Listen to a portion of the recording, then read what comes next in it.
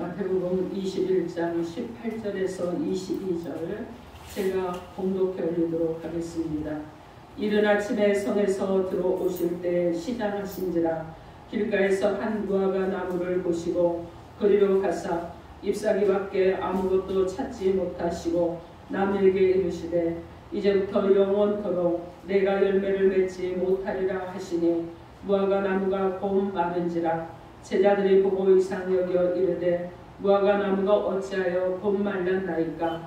예수께서 대답하여 이르시되 내가 진실로 너에게 이르노니 만일 너희가 믿음이 있고 의심하지 아니하면 이 무화과 나무에게 된 이런 일만 할 뿐 아니라 이 산더러 들려 바다에 던져지라 하여도 될 것이요 너희가 기도할 때에 무엇이든지 믿고 구하는 것은 다 받으리라 하시니라. 아멘. 기도하겠습니다. 주님, 오늘도 우리가 주님의 말씀을 간절함으로 받기로 합니다. 주신 말씀이 우리의 심중에 깊이 박히기로 합니다. 그 말씀이 우리 안에서 하나님 역사가 일어나 우리를 살리는 말씀, 우리에게 주시는 능력의 말씀, 권능의 말씀이 되게 하시고 우리 안에서 역사가 일어나므로 우리가 참으로 그리스도로 살아가며 주님의 교회를 세우고 하나님의 나라를 확장하는 사명을 감당할 수 있도록 역사하여 주옵소서. 예수님 이름으로 기도합니다. 아멘. 자, 오늘 하나님께서 우리에게 주시는 말씀은 계속 자라며 열매 맺는 교회가 되라, 이런 제목으로 하나님의 말씀을 선포하겠습니다. 오늘 말씀이 선포될 때 어떻게 하면 자라게 되고 어떻게 하면 열매를 맺게 될 수 있는지, 그리고 어떻게 하면 교회가 또 교회되게 세워질 수 있는지 하나님의 은혜가 저와 여러분 가운데 임하셔서 하나님의 말씀대로 살아가기를 주님의 이름으로 축원합니다. 아멘. 여러분 서로 인사하시기 바랍니다. 예수 이름으로 사랑하고 축복합니다. 예수 이름으로 사랑하고 축복합니다. 여러분 서로를 보면서 다시 한번 축복합니다. 계속 자라나시고 열매 맺으시기 바랍니다. 계속 자라나시고 열매 맺으시기 바랍니다. 아멘. 여러분의 삶에도 들어가기를, 여러분의 영적인 또 삶에도 들어가기를 주님의 이름으로 축원합니다. 아멘. 오늘은요, 자라나는 교회와 마르는 교회에 대해서 말씀을 좀 나누려고 합니다. 자, 우리가 역사상으로 보면 가장 큰 교회가 어느 교회냐면 예루살렘에 있는 성전이었어요. 구약시대 예루살렘에 있는 성전은 모든 이스라엘 백성들이 예루살렘 성전에 교적부를 두고 있었습니다. 그곳에 성도였어요. 그래서 이스라엘 백성들은요, 한 사람도 여러분 하나님의 백성으로 살아가면서 예루살렘 성전에 가지 않은 자리 없는 거예요. 그래서 여러분 역사상 가장 크고 가장 웅장하고 가장 어떻게 보면 이대한 교회가 바로 예루살렘 교회입니다. 무려 46년 동안이나 지었잖아요. 46년 동안이나 지으면서 얼마나 웅장하게 지었겠습니까? 얼마나 아름답게 지었겠어요. 그래서 그곳은요, 여러분 예루살렘에 있는 성도들만 모이는 곳이 아니라 세계 각국에 있는 디아스포라 된 유대인들이 자기 본국에 절기 때면은 막 몰려들었습니다. 그래서 여러분 세계 각국에서 오는 이런 교회였어요. 여러분 세상 어디에 그런 교회가 있겠습니까? 자, 그렇게 멋지게 지어지고 가장 많은 성도들이 있었는데 현재 그 교회가 존재합니까? 여러분 그렇지 않습니다. 그 교회는요, 허물어져 버렸어요. 어느 날 허물어져 버려서 초토화가 되고 이제 하나도 남지 않고 지구상에서 사라져 버리고 말았다는 것입니다. 자, 어떻게 그런 일이 일어날 수가 있었는가 하는 것이죠. 여러분 구약시대에 하나님이 택하신 백성들을 불러 모으시고 제사를 받으시면서 기도를 들으시고, 그리고 그 거룩한 성전이, 여러분 그런 성전이 그렇게 된 이유가 무엇이겠습니까? 문을 닫고 결국 끝나게 만드신 이유가 무엇이겠습니까? 오늘 우리는요, 본문의 말씀을 통해서 하나님의 말씀을 들어보도록 하겠습니다. 자, 오늘 본문에 보면 예수님께서는 구약 예루살렘 성전을 문 닫게 하시고 대신 신약의 새 예루살렘 성전을 세우시고 성장시키시는데 오늘 지금 말씀을 하시는 거예요. 무화과 나무를 통해서 말씀을 하시는 것입니다. 오늘날도 하나님께서는요, 이런 교회들이 많이 세워지게 하십니다. 그렇죠? 많은 교회들이 세워집니다. 근데 세워졌다고 다 여러분 자라나고 성장하고 부흥하느냐? 그렇지 않죠. 어떤 교회는요, 세운 지 1년도 안 돼서 문을 닫아버리는 이런 교회도 있습니다. 어떤 교회는요, 세월이 오래 가는데도 여러분 지속적으로 유지하는 교회가 있어요. 저희 교회도 어떻게 보면 연식이 좀 묵었습니다. 이미 10년이 훌쩍 넘었으니까요. 근데 10년 동안 하나님께서 계속 이끌어오시고 인도해 주시고 지금까지 이 교회를 유지할 수 있도록 하신 분이 하나님이십니다. 그런데 여러분 이제 저는요 열망합니다.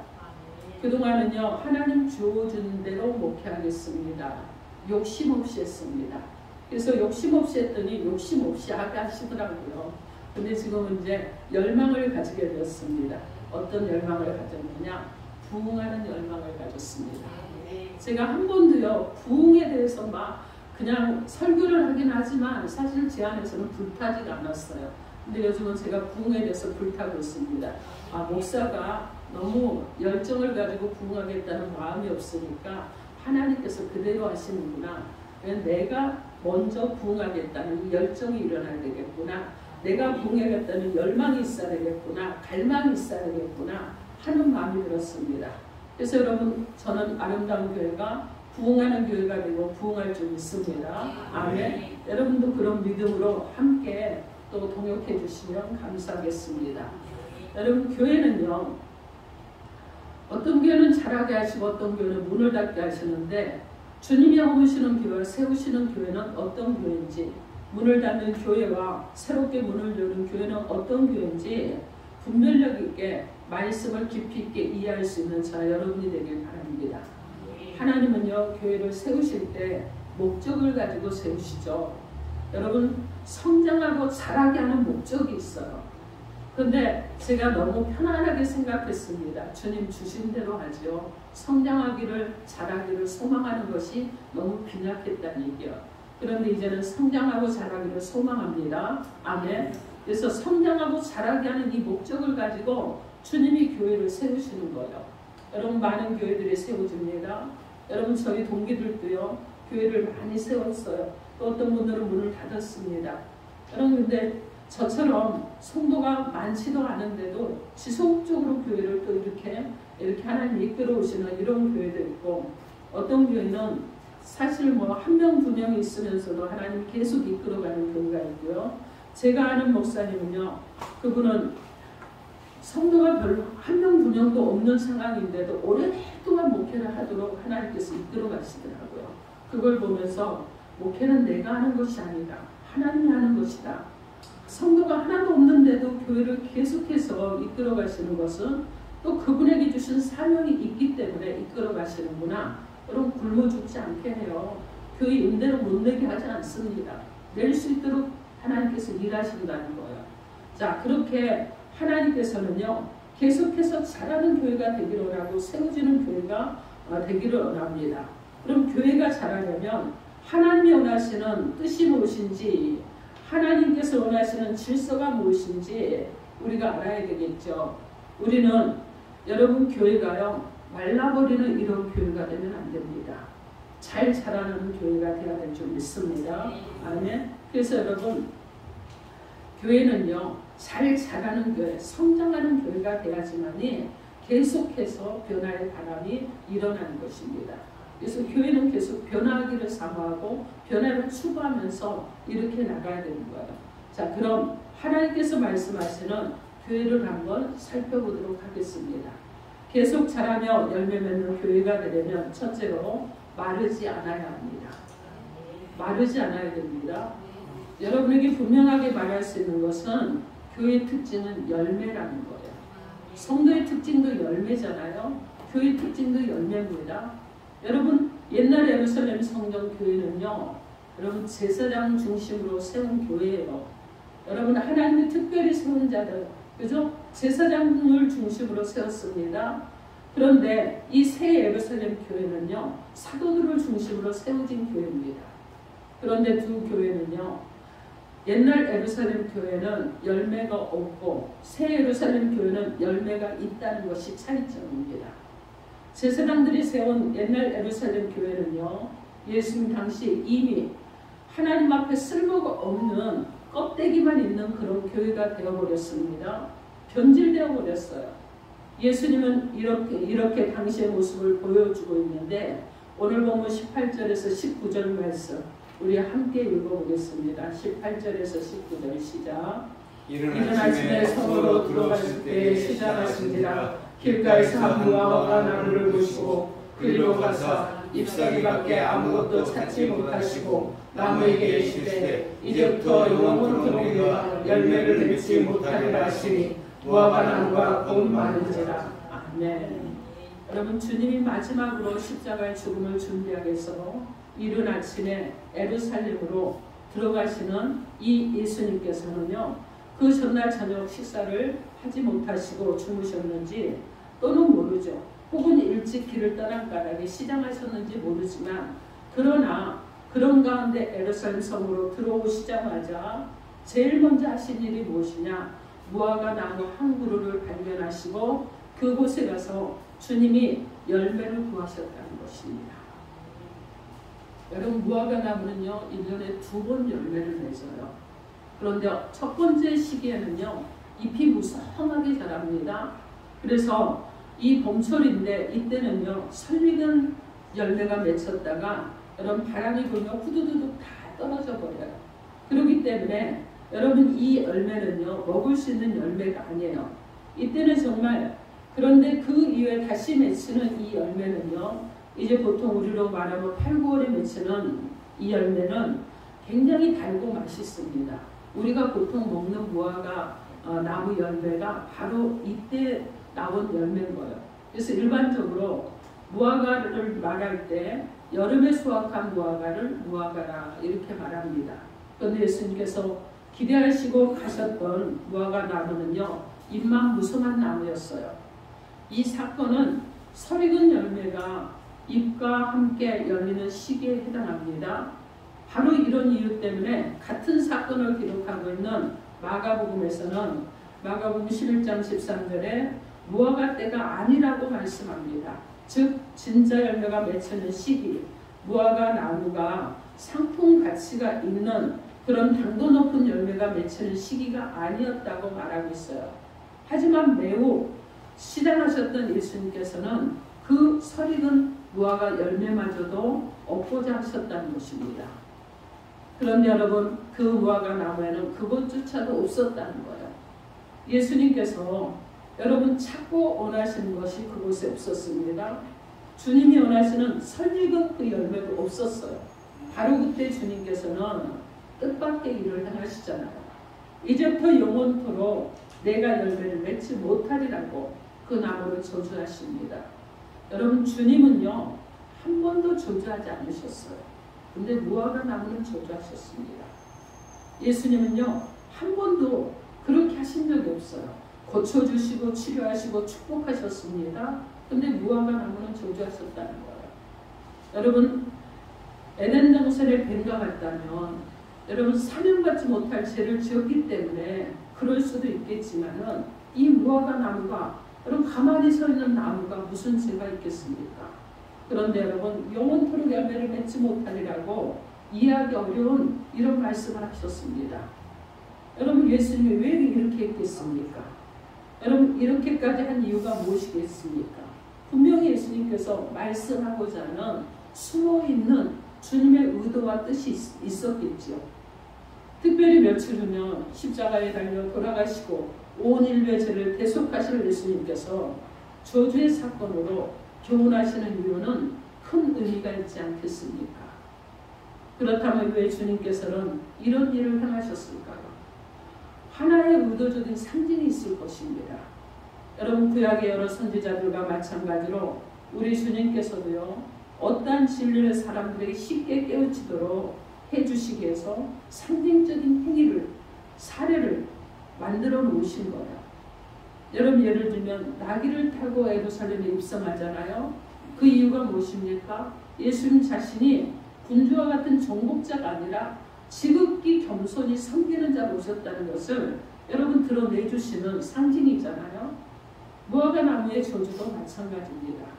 무화과 나무를 저주해서 마르게 하시는 것은 예수님께서 그 행위를 통해서 제자들에게, 이스라엘 백성들에게, 그리고 예수님께서 십자가에서 돌아가시 직전 그를 따르는 사람들에게 그 어떤 중대한 사실을 깨닫도록 하기 위한 하나의 사건이었다는 거예요. 그렇다면 그 진리가 무엇이겠습니까? 구약에 보면 무화과 나무는요, 포도나무와 함께 이스라엘을 상징합니다. 바로 이스라엘 민족 전체를 상징하는 상징물이 무화과 나무고 포도나무예요. 그러므로 예수님께서 무화과 나무를 저주했다는 것은 지금 이스라엘 백성들을 향해서 너희에게 저주가 임박하고 있다 하고 예고하시는 거예요. 너희는 각성하고 일어나라, 너희는 깨어나라 이러면서 지금 그들을 각성을 하라고 지금 하시는 것입니다. 예수님께서 이스라엘 백성들에게 하나님이 원하시는 진실한 믿음과 행동에 일치된 행위를, 그 열매를 하나라도 너희가 맺지 못하고 있다고 그러면 너희도 이렇게 될 것이다 이렇게 말씀하시는 거예요.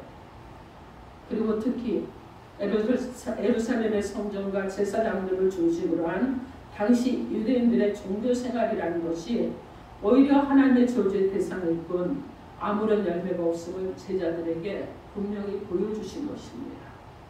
예수님이 말씀하신 예언은요, 주 70년에 여러분 그대로 이루어집니다. 그래서 로마의 군대에 의해서 예루살렘 성전이 철저하게 파괴되고 현재 남아있는 것은 통곡의 벽 그 하나뿐이에요. 여러분 완전하게 사라졌습니다. 자, 여러분 무화과 나무 사건을 통해서 예수님께서는요, 이스라엘의 성전 중심, 예루살렘의 성전 중심에 이스라엘 교회가 이미 하나님께서 버리신 바가 되었고 곧 말라 죽게 될 것이라는 것, 이제는 너에게 아무것도 남아있지 않을 것이라는 것을 예언해 주신 말씀입니다. 여러분 이렇게 된 이유가 있을 것입니다. 그것은 무엇입니까? 열매가 없기 때문에요. 이스라엘 백성들은요, 여전히 성전에 모이기도 합니다. 예물을 드리기도 합니다. 제사를 드렸어요. 그런데 정말 하나님께서 원하시는 신앙의 열매를 맺지 못하고 있었습니다. 오늘 마찬가지인 줄 믿습니다. 주님께서 주관하시는 구속사 복음 사역에 아무 열매를 맺지 못하는 교회는 더 이상 존재해야 될 의미가, 가치가 없다는 것이죠. 오늘 본문에 나오는 무화과 나무처럼 교회나 여러분이 원하시는 열매 맺는 일에는 관심이 없이 입만 무성하다면 더 이상 이 세상에 서 있는 것이 무의미하지 않겠느냐 하는 것입니다. 여러분 찍어서 불에 던짐을 당하지 않겠는가 하는 것이죠. 세례 요한을 보면요, 이 사실을 알 수가 있는데, 세례 요한은 예수님보다 먼저 유대 광야를 돌며 복음을 전했고 사람들에게 회개하라 천국이 가까이 왔다고 그가 선포했습니다. 여러분 회개를 촉구했어요. 종교 지도자들이 요단강에 찾아왔을 때 독사의 자식들이라고 외치면서 하나님의 심판의 불꽃이 너희가 피하지 못할 것이라고 예언을 하면서 이것을 피할 길은 회개하는 길만이니 그 길이라고 선포를 했습니다. 그러면서 하는 말씀이 있었죠. 회개에 합당한 열매를 맺으라고 했습니다. 여러분 회개의 모양이 아니라 회개의 증거, 회개의 삶을 통해서 생산적인 열매를 맺으라는 거예요. 세례 요한은요, 여러분 회개의 증거를 너희들이 맺으라는 이 말씀을 선포를 했습니다. 그리고 좋은 열매를 맺지 못하는 열매마다 어떻게 한다고 합니까? 주님께서 말씀하셨어요. 불에 찍어서 던져버린다고 했습니다. 여러분 12절에는요, 알곡을 모아서 곡간해드리고 쭉정이는 꺼지지 않는 불에 태운다고 했습니다.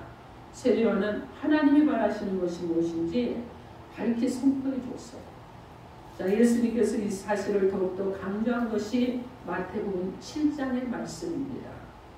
선지자도 지도자도 그 사람을 아는 방법은요, 마태복음 7장 20절에 보면 열매라고 말씀합니다. 열매의 결론의 말씀은 7장 21절에 나더러 주여 주여 하는 자마다 천국에 들어갈 것이 아니요 다만 하늘에 계신 내 아버지의 뜻대로 행하는 자야 들어가리라고 말씀합니다. 그러나 여러분 아름다운 열매를 맺지 못하는 나무마다 찍혀서 불에 던지우리라고 무슨 경고를 하셨습니다. 예수님의 최대 관심사는 무엇이었느냐? 열매였어요. 예수님의 말씀이나 여러분 세례 요한의 말씀에서 중요한 것은 열매 맺지 못하는 것은 가장 무서운 심판일 것을 경고하는 내용입니다. 사랑하는 성도 여러분, 여러분에게 묻겠습니다. 여러분, 우리 아름다운 교회 성도 여러분들은 현재 열매를 맺고 있습니까? 교회의 부흥이 또 성장에 나는 기여하기를 원하십니까? 교회 일에 여러분 내가 도움이 되기를 원하십니까? 하나님의 나라를 세워나가는데 내가 그 중에 한 부분을 담당하기를 원하십니까? 목회자가 목회하는데 나도 협조자로 함께하겠다는 마음을 가지고 계십니까? 주님께서 바라시는 열매를 맺고 계십니까? 우리가 마지막으로 하나님 앞에 설 때 하나님의 심판의 기준은요 한 가지입니다. 열매가 있느냐 없느냐 하는 것이죠. 있으면 칭찬을 받고 없으면 영벌을 받게 될 것입니다. 여러분은 지금 주님께서 열매를 원하실 때 조금 설익은 열매라고 내놓는 은혜가 있길 바랍니다. 그래서 여러분 내 성격이 개팍하면요 변화되면 열매예요. 내가요 좀 그냥 이기적인 것은 이타적으로 조금만 변화돼도 열매가 있는 겁니다. 내가 예수를 그냥 열심히 사랑하지 못했는데 이전보다 더 사랑하시는 것도 열매예요. 여러분 살면서 크게 축복받고 크게 은혜받고 크게 감동받고 크게 뭔가 역사가 일어났을 열매가 아니에요. 여러분 잔잔한 것도 열매라는 것을 기억하시고 변화가 여러분 안에서 일어날 수 있기를 바랍니다. 자, 여러분이 섬기는 아름다운 교회가 마르지 않고 계속 자라가도록 하기 위해서 우리는 열매를 맺어야 될 줄 믿습니다. 아멘.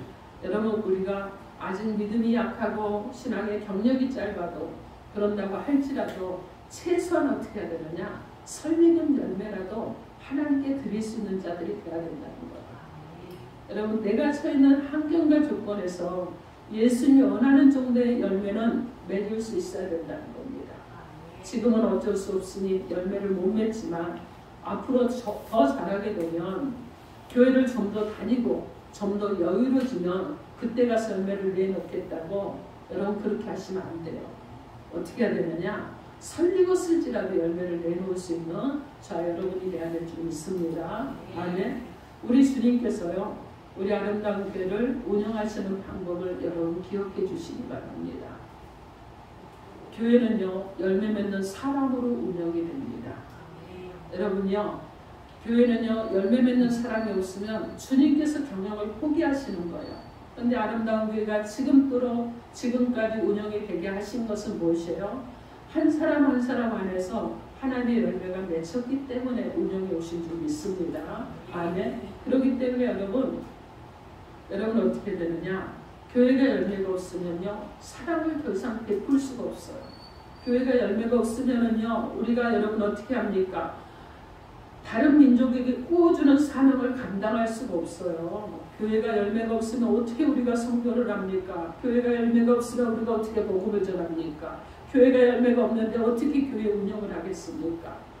여러분 성도 한 사람 한 사람에게서 조그만 열매들이 있기 때문에 하나님께서 운영해 주시는 거예요. 그래서 여러분 우리는요 하나님께서 운영해 가시는 이 운영하는 가운데서 우리의 작은 열매를 드릴 수 있는 자 여러분 되길 바랍니다. 아멘. 여러분 교회가 몸부림치며 다른 것에 눈 돌리지 않고 좀 더 기도하고 좀 더 여러분 하나님 앞에 우리를 쳐서 드리고 그리고 좀 더 채우고 좀 더 풍성하고 좀 더 헌신하는 이유가 있을 거예요. 왜 그러느냐? 어떻게 해서든 열매 맺는 모습을 하나님께 보여드리기 위한 것이라는 것을 기억하시기 바랍니다. 교회에서 여러분 계속해서 여러분 오후 예배 때 지금 말씀 훈련하잖아요. 왜 계속 훈련을 합니까? 여러분 복잡하게 왜 사역을 계속합니까? 여러분 때로는요 말씀을 통해서 여러분이 책망도 받을 거예요. 여러분 왜 책망을 합니까? 게으름 피우지 말라고 왜 여러분에게 계속 강조하고 여러분 주님 안에서 여러분이 영적으로 믿음 가운데서 물러서지 말고 뒤돌아보지 말고 도망가지 말고 전진하라고 왜 그렇습니까? 여러분 열매 때문에 그러는 거예요. 여러분 교회에 나오는 횟수를 늘리라고 하고 여러분 여러분한테 막 저희 교회가 헌금을 강조하는 이런 교회는 아닙니다. 왜 그러느냐 하면 각자 사정과 형편이 다 달라요. 누구는요 1,000만 원을 보는데 누구는 10만 원을 못 볼 경우도 있습니다. 헌금을 강조하잖아요. 그런데 여러분에게 강조하는 것은 무엇이냐면 예수를 믿고 여러분 안에 변화의 바람이 불라는 거예요. 인격과 성품이 변하고 환경이 변하고 여러분 하나님을 여러분이 깊이 만나면요 여러분 환경도 변화되게 되어 있습니다. 그것이 바로 열매인 거예요. 여러분 우리는 다 다른 환경과 다른 형편 가운데 삽니다. 그런다고 할지라도 각각 다른 열매를 하나님 앞에 올려드릴 수 있는 저와 여러분이 되기를 주님의 이름으로 축원합니다. 아멘. 여러분 크든지 작든지 올려드리세요. 그리고 성실하게 또 여러분이 정말 진실하게 하나님을 믿으면서 열매가 있는 삶을 살기를 바랍니다. 아멘. 왜 그러느냐? 열매가 없으면 죽기 때문에 그렇습니다. 여러분 무화과 나무를 보십시오. 열매가 없으니까 말라 죽잖아요. 여러분 아닌가요? 그렇습니다. 여러분. 지금부터라도 여러분 열매를 맺도록 여러분 힘 쓰시고 애 쓰시고 주님을 바라보시고 달려가시기 바랍니다. 만일 교회가 마른다면 열매가 없다는 것도 우리는 시인해야 될 것입니다. 그러나 앞으로 그럴 일은 없을 줄 믿습니다. 아멘. 우리 교회가 열매 맺는 최고의 사역인 전도의 힘을 쏟아야 될 이유가 여기 있습니다. 많이 하느냐 적게 하느냐 이것이 아니라 여러분 우리는 무엇을 하느냐 하나님 앞에 나를 드릴 수 있느냐 이것이 더 중요하다는 것을 기억하시고 열매 맺는 일을 하기를 주님의 이름으로 축원합니다. 아멘. 자 둘째로 계속 자라며 열매 맺는 교회는 믿음과 기도가 있는 교회입니다. 자 자라는 교회는요 하나님이 세우시는 교회가 되려면 어떻게 열매를 맺을 수 있는가?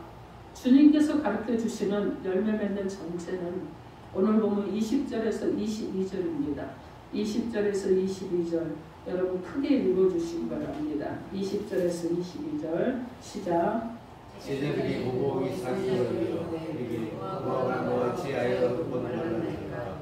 예수께서 대답하여 이르시되 내가 진실로 너희에게 이르노니 만일 너희가 믿음이 있고 의심하지 아니하면 이 무화과 나무에게 된 이런 일만 할 뿐 아니라 이 산으로 들려 바다에 던져지라 하여도 될 것이요 너희가 기도할 때 무엇이든지 믿고 구하는 것은 다 받으리라 하시리라. 아멘. 예수님께서는 무화과 나무 저주를 통해서요 분명하게 교훈하고 있습니다. 믿음과 기도예요. 믿음과 기도입니다. 이 무화과 나무는요 24시간 전에는요 싱싱했어요. 입이 무성했습니다. 여러분 잘 자라고 있었어요. 자 그런데 불과 24시간 만에 말라버렸다는 거예요. 이 놀라운 사건에 제자들은 여러분 얼마나 놀랐겠습니까? 아니 어제는 저렇게 말짱했는데 오늘 왜 이렇게 말랐을까? 여러분 놀라서 주님께 묻지 않을 수가 없었습니다. 어떻게 이런 일이 일어납니까? 예수님께서 두 가지를 말씀하시는 거예요. 너희들도 의심하지 않는 믿음을 가지고 그 믿음의 근거에서 기도를 드리면 무슨 일이든지 할 수 있다. 이렇게 대답을 주셨습니다. 여러분 무슨 일이든지 할 수 있어요. 이 산더러 즉 예루살렘 동쪽에 있는 감람산더러 바다에 즉 사해에 던져지라고 해도 그대로 될 것이라고 이렇게 말씀했습니다. 무화과 나무가 마른 것도 산을 움직이는 것도 믿음과 기도로 된다는 것을 말씀하신 것입니다. 이것이 교회를 살리고 일으키고 자라게 하는 열매의 힘인 줄 믿습니다. 아멘. 그래서 믿음과 기도가 바로 교회의 힘이라는 것입니다. 여러분 교회가 부흥해야 됩니다. 그러면 언제 부흥해야지 마세요. 목사가 막 힘이 빠지거든요. 우리는 50명을 채울 것입니다. 그러면 누가 채워? 그러지 마세요. 목사님 힘 빠져요 진짜로. 그러지 말고 그렇게 말하면 아멘 할 수 있습니다 하시기 바랍니다. 아멘. 다시 한번 얘기하겠습니다. 우리는 50명을 채우고 넘치게 될 것입니다. 아멘. 네 그렇습니다. 여러분의 믿음이 여러분 그대로 이루어질 줄 믿습니다. 아멘. 여러분 예루살렘 성전에 이 교회 제사장들은요 예수 그리스도를 하나님 아들로 믿지 않았어요. 예수님의 부활도 믿지 않았습니다. 성령도 믿지 않았습니다. 그리고 그들은요, 오직 모세오경만 붙들고 율법을 붙들고 살았어요. 기도를 했지만 여러분, 예수를 믿고 기도하지 않았습니다. 예수 이름의 권세도 믿지 않았어요. 그렇기 때문에 예수 이름으로 기도드리는 특권을 누리지 못했다는 것입니다. 요한복음 14장 13절 말씀에 너희가 내 이름으로 무엇을 구하든지 내가 행하리니 이는 아버지로 하여금 아들로 말미암아 영광을 받으시게 하려 합니다. 이렇게 말씀합니다. 요한복음 16장 24절 지금까지는 너희가 내 이름으로 아무것도 구하지 아니하였으나 구하라 그리하면 받으리니 너희 기쁨이 충만하리라고 말씀합니다. 여러분, 옛날 예루살렘 교회는요, 모이기도 하고 기도도 하지만 예수 이름은 없었습니다. 자, 기도는 열심히 했어요. 그렇지만 예수 이름을 의식하지 않았습니다. 예수의 이름의 권세를 붙잡지도 않았고 믿지도 않았어요. 여러분 기억하시기 바랍니다. 기도의 권세는 기도의 말에 있는 것이 아니라 아름다운 말로 기도하는 것, 문학적인 표현으로, 시적인 표현으로, 감동적인 감동으로 신앙의 고백이 있다고 할지라도 예수 이름으로 기도하지 않으면 그냥 아름다운 언어와 미사오구에 불과하다는 거예요. 여러분 기억하시기 바랍니다. 기도할 때 하나님이 들으시기를 원하십니까? 예수 이름으로 기도하시기 바랍니다. 그러면 하나님께서 들으시고 하나님께서 역사하실 줄 믿습니다. 아멘. 여러분, 예루살렘의 초대교회는 그럼 어땠느냐 하는 것이죠. 거기에는 여러분 하나님 성전이 있었습니까? 아닙니다. 웅장한 예배당 없었습니다. 예수를 믿으며 예수 이름으로 하는 기도를 하고 성령의 역사가 있었습니다. 그리고 베드로와 같이 주는 그리스도시요 하나님의 아들이십니다 하는 고백에 바른 믿음이 있었습니다. 예수님을 참된 구세주로 믿는 믿음이 바로 교회의 반석이고 초석이 되는 줄 믿습니다. 아멘. 그래서 예루살렘 초대교회는요, 첫 시작부터 모든 교인들이 성령 받기를 원해서 사도행전 1장 14절에 보면 여자들과 예수의 어머니 마리아와 예수의 아우들과 더불어 마음을 같이하여 오로지 기도에 힘쓰더라 이렇게 말씀합니다. 여러분 무엇으로 출발했어요? 오로지 기도에 힘쓰면서 출발했습니다. 그때뿐 아니라 그 후에도 교회 문제가 생기면 일단 기도했습니다. 누가 잡혀가거나 교회가 핍박을 받으면 기도에 더욱더 힘을 썼습니다. 누군가 감옥에 들어가면 기도에 힘쓰게 해서 모였습니다. 그리고 문제가 생기면 기도에 힘썼습니다. 무슨 일이 생기든지 예수의 이름으로 기도부터 드린 그런 교회였습니다. 요한복음 14장 14절에 두 사도 바나바와 바울이 듣고 옷을 찢고 무리 가운데 뛰어들어가서 소리질러 이렇게 약속하신 주님을 주인으로 모시고 기도를 하기에 열심을 내므로 기도가 만사 해결책이었다는 거예요. 그 결과 예루살렘의 초대교회는요, 정말 모든 것들이 예수의 약속하신 말씀대로 점점 변해갔습니다. 인간적으로 도저히 불가능해 보이던 일들이 실제 가능하게 되는 이런 교회가 되었습니다. 여러분 하루에 3,000명이 등록을 합니다. 다음날은 5,000명의 새신자가 들어옵니다. 안전뱅이가 치료됩니다. 중풍병자가 치료됩니다. 못 걷는 자들이 걷고 여러분 옷깃만 스쳐도 어떻게 하면 치료가 되든지 여러분 사도들의 옷깃만이라도 스치기로 했습니다. 그림자라도 밟기로 했어요. 죽었던 청년이 살아나는 역사가 일어납니다. 여러분 기도하니까 놀라운 부활의 역사가 일어난 거예요. 사도행전은 이런 일들을 기록하다가 다 기록할 수가 없어서 사도행전 5장 12절에 사도들이 민간의 표적과 기사를 수없이 냈다고 이렇게 요약 정리해서 기록하고 있습니다. 믿음과 기도로 출발한 예루살렘 이 초대교회 개척교회는요, 사도행전 2장 47절에 주께서 구원받는 사람을 날마다 더하게 하셨다고 말씀합니다. 사도행전 6장 7절에 하나님의 말씀이 점점 왕성하여 예루살렘에 있는 제자의 수가 더 심히 많아 급성장하게 된 것입니다. 반면에 예수를 믿지 않고 예수의 이름으로 기도하지 않았던 옛날 구약의 예루살렘 성전, 이 성전 교회는 점점점 말라가고 여러분 찍혀서 불에 던져지는 종말을 구하고 말았다는 것입니다. 계속 자라서 성장하여 하나님 영광을 올려드리고 부흥하는 교회가 되려면 예수 그리스도를 믿고 기도하는 교회가 되는 것입니다. 말씀의 근거에 세워진 교회가 자라나려면 성도들이 합심해서 기도하는 교회가 돼야 되는 거예요. 그래서 기도가 풍성하게 넘치는 교회가 돼야 됩니다. 그래서 모일 때마다 한 마음과 한 뜻으로 드리는 합심 기도와 그리고 여러분 자기가 변화가 일어나야겠죠. 자기 깨어짐이 있어야 되겠죠. 믿음에 사는 개인적인 기도를 통해서 여러분 최고의 것을 하나님 앞에 드릴 수 있는 그런 교회가 돼야 된다는 거예요. 그래서 기도가 교회의 윤활유가 돼야 되는 거예요. 기도가 교회의 동력이 돼야 되는 거예요. 기도로 여러분 교회가 계속해서 일어나야 되는 것입니다. 우리가 그렇게 믿고 구하는 것들을 다 받게 되고 여러분 산을 옮길 만한 능력이 바로 기도 가운데서 나타나게 될 줄 믿습니다. 아멘. 이제 우리 교회는요 계속 자라나는 교회가 될 것입니다. 세워지는 교회가 될 것입니다. 부흥하는 교회가 될 것입니다. 여러분의 확신이 그대로 이루어질 줄 믿습니다. 아멘. 이 일이 지속될 것입니다. 교회는요 지속적으로 세워지는 분인 거예요. 누가 계시기 때문에 예수님께서 계시기 때문에 그렇습니다. 그래서 계속해서 세워질 것입니다. 계속해서 세워지고 계속해서 부흥하고 계속해서 새 신자들이 들어오고 새 생명이 살아나고 죽었던 영혼들이 소송되는 그런 역사가 일어날 줄 믿습니다. 아멘. 여러분 믿음으로 구해 주시기 바랍니다. 자 그래서 하나님을 바라고 찾고 기대하고 붙잡는 기도를 간절하게 하는 우리 아름다운 교회 성도들 되기를 바랍니다. 아멘. 그리고 교회를 통해 바로 현재 우리 각자에게 주어진 봉사와 충성의 기회들을 소중히 여기십시오. 여러분 엄청나게 소중한 거예요. 아무데 가서나 못합니다. 제가 보니까 큰 교회는요 무엇인가를 하나 하려고 막 몇 년씩 기다려다가 순서가 안 온다고 그래요.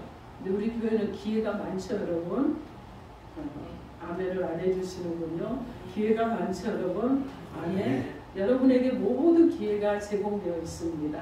누구라도 원하시면 말씀만 하십시오. 기회는 드리겠습니다. 자, 그래서 여러분 모두가 교회를 세우기 위해서 함께 자라나기 위해서 힘쓰고 애쓰시기 바라고 여러분 우리 다 함께 개인적으로는 더욱 열매를 많이 맺는 정말 아름다운 나무가 되어서 더욱 무성하게 높게 자라고 그리고 열매가 가득한 교회 그리고 직분자 그리고 성도가 되기를 주님의 이름으로 축원합니다. 아멘. 기도하겠습니다. 이 시간 주신 말씀 놓고 기도하시는데 여러분 기도하십시오. 하나님 잘 자라